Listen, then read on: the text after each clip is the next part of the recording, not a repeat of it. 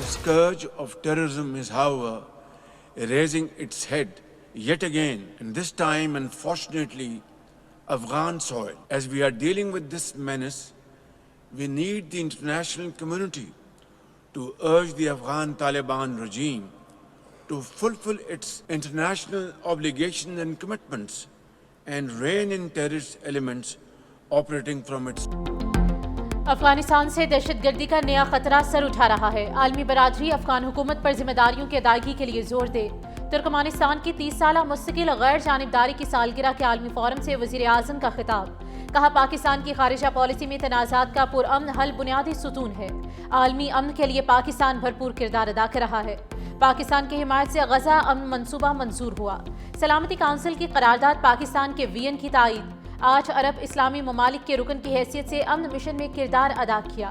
مشرق وسطی میں دیر پا جنگ بندی اور انسانی امداد کی فراہمی ناگزیر قرار دی.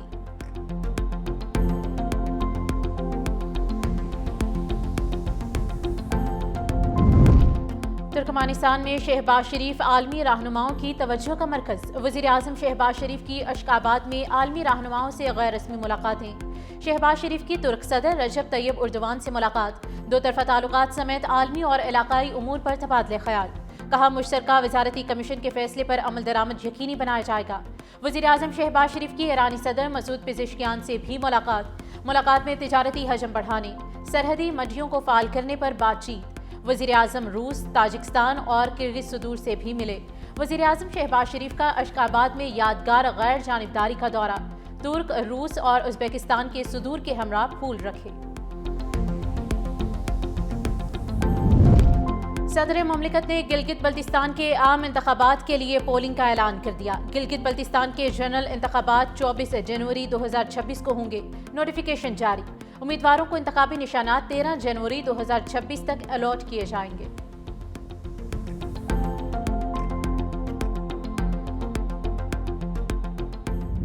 یہ ایوارڈ جو ہے نا جی وہ بجائے کہ ڈیمانڈ جو ہے نا وہ گلگت بلتستان سے آئے یا آزاد کشمیر سے آئے، وفاقی گورنمنٹ کو خود کر دینا چاہیے. میں بھی بات کروں گا پرائم منسٹر سے، الیکشن میں کامیابی حاصل کرے. ابھی فی الحال ہمیں اس کے علاوہ کچھ نہیں سوچنا چاہیے. بہترین امیدواروں کا انتخاب کرنا چاہیے. میرٹ کو انفورس کرنا بہت ضروری ہے. گلگت آزاد کشمیر کو NFC کے تحت فنڈز ملنے چاہیے. وزیر اعظم شہباز شریف سے اس بارے میں بات کروں گا. چاہتے ہیں نون لیگ آزاد کشمیر اور گلگت میں کامیابی حاصل کرے. میرٹ پر کمپرومائز نہیں کیا جائے گا. مسلم لیگ نون کے صدر نواز شریف کا پارٹی عہدیداروں سے خطاب. کہا فضا بہت اچھی ہے، رزلٹ بھی اچھا آنا چاہیے. پرانے ساتھیوں کو میرٹ پر ٹکٹ دیا جائے گا. میرٹ کی خلاف ورزی کسی صورت برداشت نہیں ہوگی. پارٹی کے اصولوں پر کوئی سمجھوتا نہیں کیا جائے گا.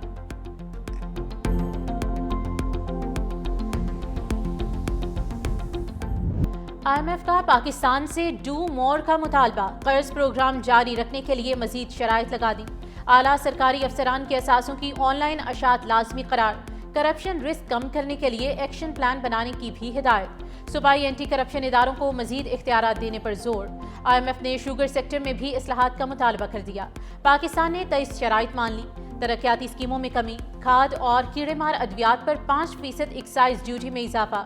شوگر سیکٹر کی مکمل ڈی ریگولیشن کی یقین دہانی. 40,000 بڑے دکانداروں کے لیے پوائنٹ آف سیل سسٹم کی تنصیب 2 سال میں مکمل ہوگی. IMF نے نئی سرمایہ کاری پر مالی مرات، گارنٹیز، ایندھن سبسڈی، کراس سبسڈی اور گندم کی امدادی قیمت مقرر کرنے سے بھی روک دیا ہے. قرض پروگرام کے دوران نئے اسپیشل اکنامک زونز یا دیگر زونز بنانے پر بھی پابندی عائد کر دی گئی ہے.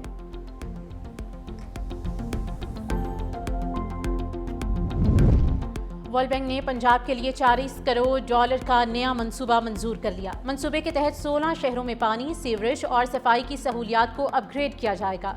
منصوبے سے 45 لاکھ افراد کو بہتر پانی اور صفائی اور 20 لاکھ افراد کو سیوریج کی بہتر خدمات فراہم ہوں گی. سالڈ ویسٹ مینجمنٹ کی کارکردگی بہتر بنائی جائے گی. بچوں میں سٹنٹنگ کم کرنے اور شہری اداروں کی استعداد بڑھانے پر بھی توجہ دی جائے گی.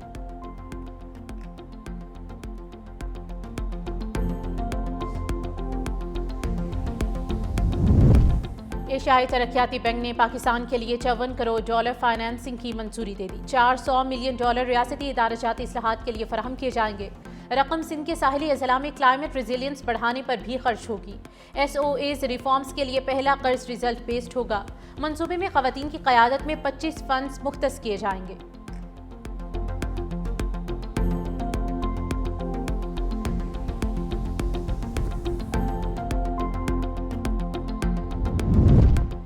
SIFC کی کاوشوں سے پاکستان اور برطانیہ کے اقتصادی تعلقات میں پیش رفت۔ وزیر خزانہ محمد اورنگزیب اور برطانیہ کی وزیر برائے ترقیاتی امور سے ملاقات۔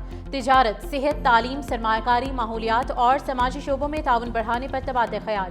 پاکستان اور برطانیہ کے درمیان 8 سال کے بعد ترقیاتی مذاکرات کے نئے دور کا آغاز ہوا ہے۔ پاکستان میں برطانوی کمپنیز کی تعداد 200 سے زائد ہونے کے باعث تجارتی حجم 5.5 بلین پاؤنڈ سے تجاوز کر گیا ہے۔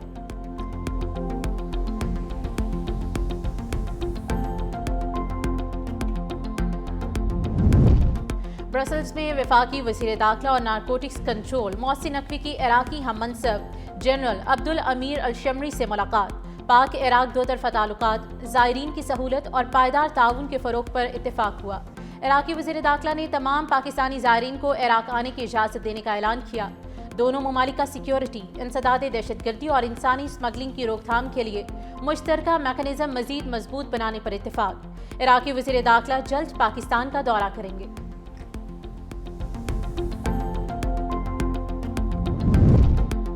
سونے کی فی تولہ قیمت میں 10,000 روپے کا اضافہ۔ سونے کی فی تولہ قیمت 4,54,262 روپے تک جا پہنچی۔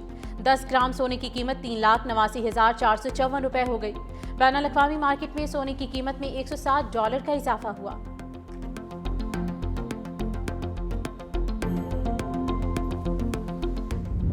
تمام سیاسی جماعتیں دائرے میں رہ کر سیاست کریں، ملکی سالمیت کے خلاف جانے والوں سے سختی سے نمٹا جائے گا۔ Chairman Peoples Party Bilawal Bhutto Zardari کی گورنر ہاؤس پنجاب میں گورنر سردار سلیم حیدر خان سے ملاقات۔ پنجاب کی سیاسی صورتحال پر تبادلہ خیال۔ پارلیمنٹیرینز، پارٹی رہنماؤں، طلباء یونین، وکلاء اور کاروباری شخصیات سے بھی ملاقاتیں کی۔ بلاول بھٹو نے بلدیاتی انتخابات میں مخالفین کو ٹف ٹائم دینے، پارٹی کارکنوں کو پیغام عوام تک پہنچانے اور عوامی خدمت کے بیڑے کو مزید آگے بڑھانے کی ہدایت دی۔ Chairman Peoples Party Bilawal Bhutto نے لاہور میں خوش آمدید کہنے پر مریم نواز کا شکریہ ادا کیا۔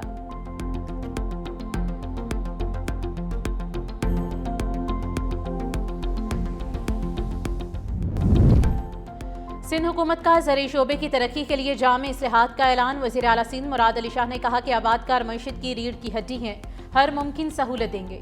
وزیر اعلیٰ سندھ سید مراد علی شاہ کی زیر صدارت اجلاس۔ جدید ٹیکنالوجی اور تحقیق پر مبنی زراعت کو فروغ دیا جائے، ہاریوں کے لیے بروقت اور شفاف مالی معاونت کو یقینی بنایا جائے۔ سندھ حکومت کا زرعی تحقیق اور جدید ٹیکنالوجی سے زرعی پیداوار بڑھانے کے عزم۔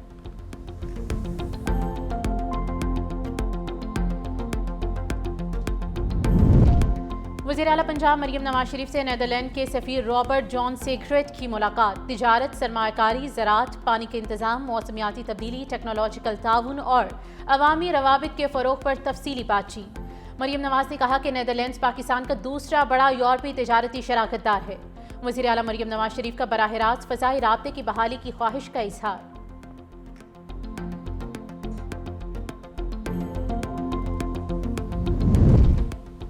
ریاست مخالف پروپیگنڈا بانی PTI آج بھی کر رہے ہیں۔ فیض حمید سے متعلق فیصلہ تاریخی ہے۔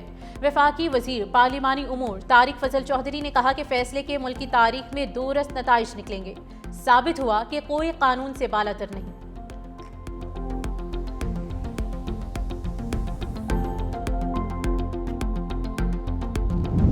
اسپیکر قومی اسمبلی نے چیئرمین پیمرا کے تقرر کے لیے پارلیمانی کمیٹی تشکیل دے دی۔ ایاز صادق نے 16 دسمبر کو کمیٹی کا اجلاس بلا لیا۔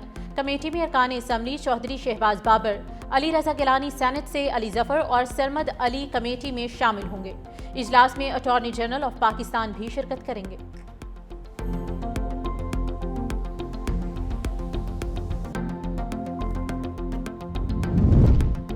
بانی کے بہنوں پر واٹر کینن چلانا شرمناک اقدام ہے۔ صوبائی حکومت اس ناروا اور غیر انسانی سلوک کی بھرپور مذمت کرتی ہے۔ وزیر اعلیٰ خیبر پختونخوا سہیل آفریدی نے کہا کہ NFC اجلاس میں صوبائی حقوق کے لیے سب کمیٹی قائم ہونا خوش آئند ہے۔ سب کمیٹی کی سربراہی صوبائی مشیر خزانہ کریں گے۔ واجبات کے حوالے سے سفارشات وفاق کو پیش کی جائیں گی۔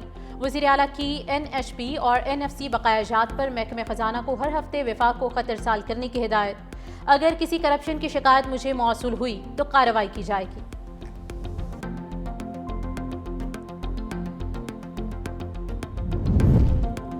راولپنڈی گڈز ٹرانسپورٹرز اور حکومت کے مذاکرات کامیاب۔ گڈز ٹرانسپورٹرز نے 4 روز سے جاری ہڑتال ختم کرنے کا اعلان کر دیا۔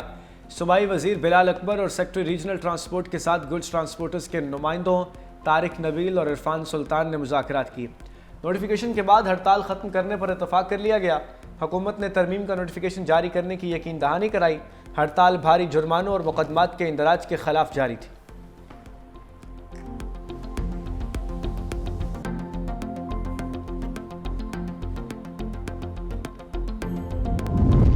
ساری بیوروکریسی اور ایگزیکٹو مل کر جوڈیشری سے مذاق کر رہی ہے۔ جب دل کرتا ہے عدالتی آرڈر مان لیتے ہیں، جب دل کرتا ہے آرڈر نہیں مانتے۔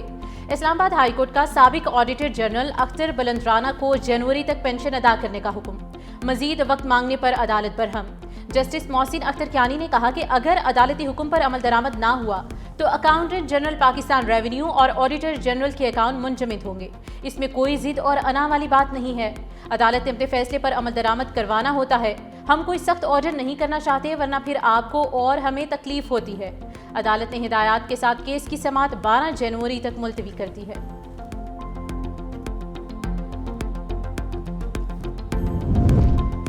لاہور ہائی کورٹ کا تمام پارکس بحال کرنے کا حکم اور تجاوزات ہٹانے کی ہدایت۔ اسموک اور ماحولیاتی آلودگی کے تدارک کے خلاف درخواستوں پر سماعت۔ جسٹس شاہد کریم نے ریمارکس دیے، پارکس کو بحال کریں تاکہ بچے وہاں کھیل سکیں۔ درخت اور ہریالی کو ختم کرنا کسی طور پر درست نہیں۔ ناصر باغ سمیت کئی تاریخی مقامات لاہور کی پہچان ہیں۔ ایل ڈی اے سمیت کوئی بھی منصوبہ شروع کرے تو ان کی اہمیت کو مد نظر رکھیں۔ اگر تحفظات دور نہ کیے تو مجبوراً مجھے ناصر باغ پروجیکٹ روکنا پڑے گا۔ پی ایچ اے قانون کے مطابق درختوں کی پلانٹیشن کرے۔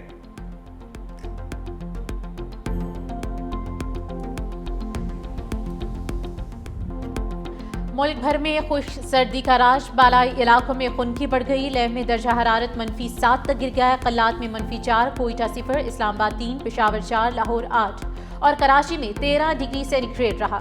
اسلام آباد اور کشمیر میں کوہرا پڑنے کا امکان۔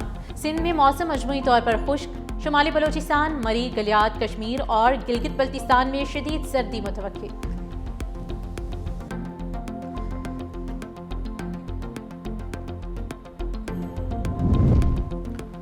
انصاف نہ ملا، موت مل گئی۔ سپریم کورٹ میں سماعت کے لیے آنے والا راولپنڈی کا رہائشی چل بسا 70 سالہ عابد حسین کے زیر تعمیر گھر کا مقدمہ سپریم کورٹ میں 22 جولائی 2024 سے زیر التوا ہے۔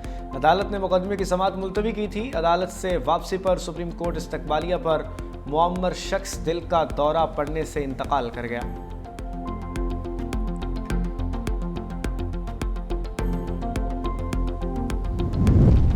دفاعی محاذ پر چین کی ایک اور کامیابی، دنیا کے سب سے بڑے ڈرون کا کامیاب تجربہ کر لیا۔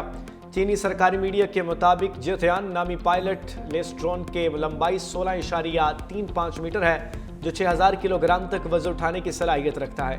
یہ جدید ڈرون 12 گھنٹے مسلسل پرواز کر کے ہدف کو نشانہ بنا سکتا ہے۔